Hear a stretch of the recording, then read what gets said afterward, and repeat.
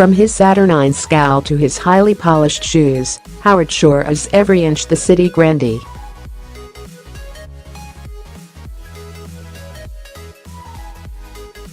Only his collar-grazing mullet haircut, marginally too racy for a stockbroker, marks him out as a bit of a maverick.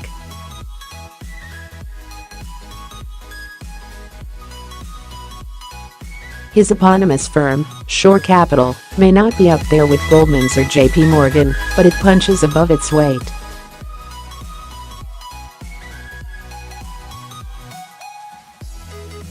Shore, 57, now one of the biggest movers and shakers in the city, set up the business with just £10,000 of start-up capital fresh out of Cambridge University, armed with an economics degree, aged just 25.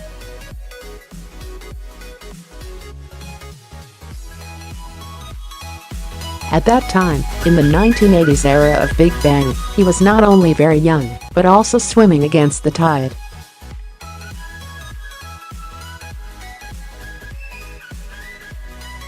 Most independent British broking firms were closing down or being bought up by the US and European giants flooding into London.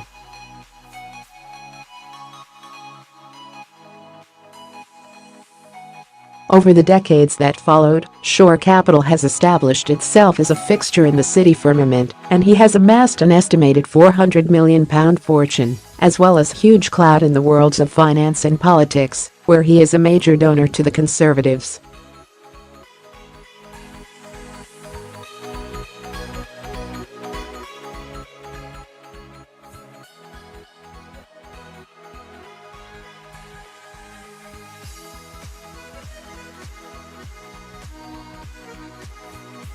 More prosaically, Shore Capital's analysts fire off commentary and research notes every morning, which ping into the inboxes of bankers, clients and journalists, percolating into the financial zeitgeist.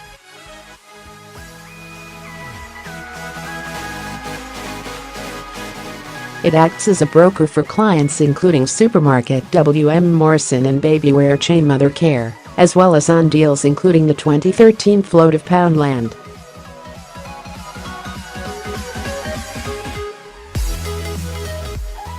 Having been an entrepreneurial prodigy himself, Shore is scathing about the youth of today.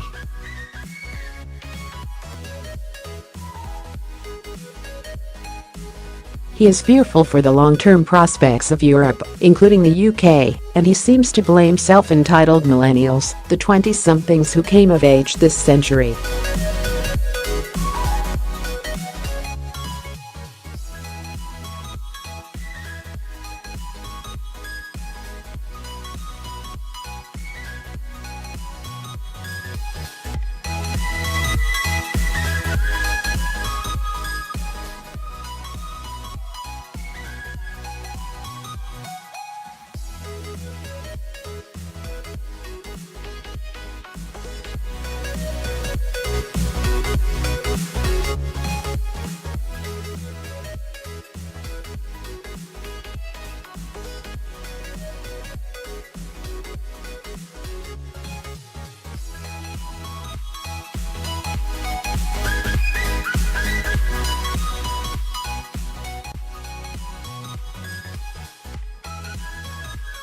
It's the same on the continent, he says. Youngsters expect life to be handed over on a plate when their peers in China and India are working flat out.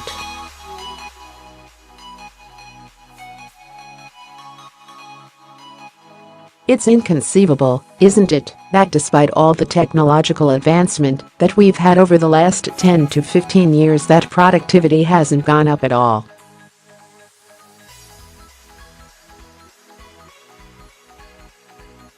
You have to step back and say, well, why do you think that is? The workforce hasn't been trained properly? Are they not motivated? Or has something changed in society? I would say it's probably all three.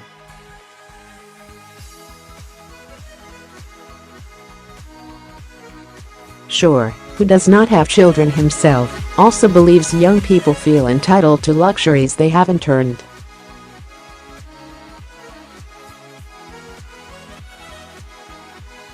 There's clearly some expectation that you can have a certain lifestyle without working as hard as people in previous generations, he says.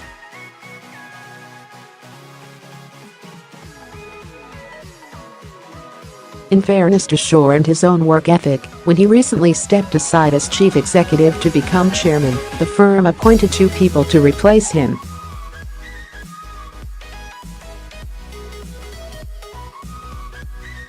He now has slightly more time for dining with politicians, watching his beloved Tottenham Hotspur and relaxing in his new £29 million Bel Air mansion, with 7 bedrooms and a 90-feet infinity swimming pool.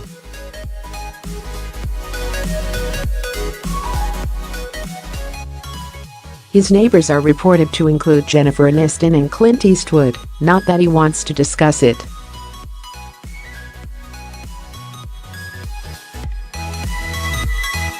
Shore wants to portray himself as a humble, Eurosceptic businessman with a finger on the pulse of politics.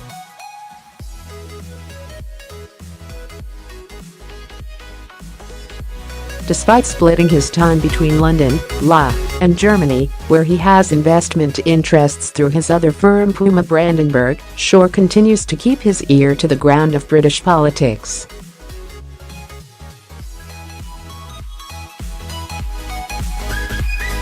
He has, after all, personally donated £46,000 to the Tories, and Shore Capital has pumped nearly £800,000 into party coffers.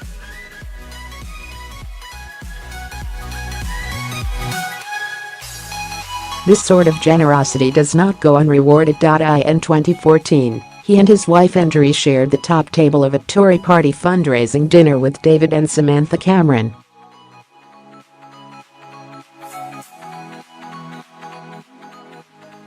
Shore Capital sponsored the event and Andrew was chairman of the ball's organizing committee.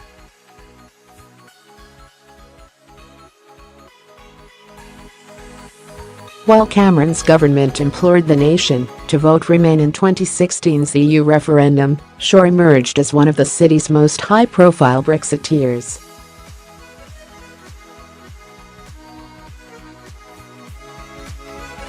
Big US banks such as Morgan Stanley and Citigroup pumped hundreds of thousands into the Remain campaign, but Shore Capital donated £25,000 to the Leave Group's coffers.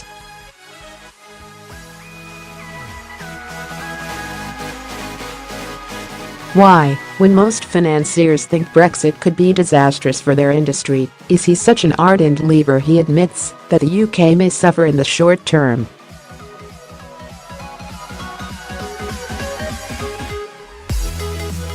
But he also believes our nation will ultimately benefit from shedding some of the mad bureaucracy that's come from the EU.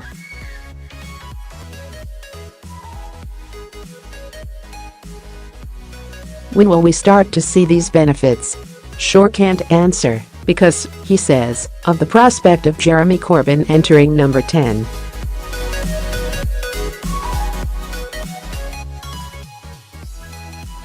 He believes Theresa May's performance has been so poor she is giving Corbyn a chance.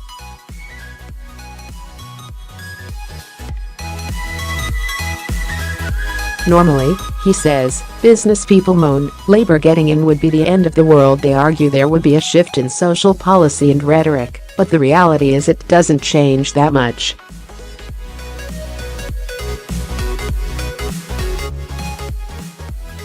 With Corbyn, though, it could change very significantly. And I think that would have a much greater impact on the structure of the UK economy than the effects of Brexit.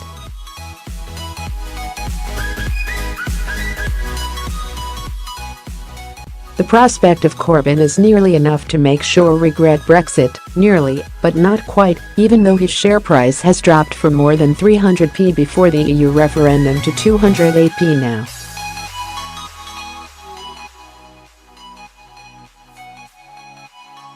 It's not about money. It's about passion and belief, he says. Though he does have the candor to add, honestly, I'm fortunate enough to have made enough money that, whether we're in or out, it probably wouldn't have changed my life.